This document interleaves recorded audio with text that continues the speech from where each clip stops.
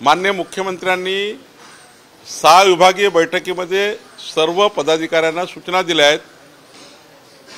महायुतीमध्ये मतभेद आणि मनभेद होणार नाही याची काळजी घ्यायची आहे।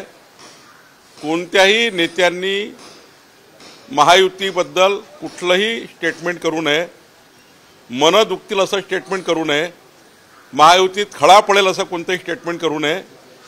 माझी सर्व नेत्यांना सूचना आहे किंवा विनंती आहे, माननीय मुख्यमंत्र्यांनी दिलेल्या सूचना ज्या आहेत त्या तंतोतंत पालना मी करणार आहे।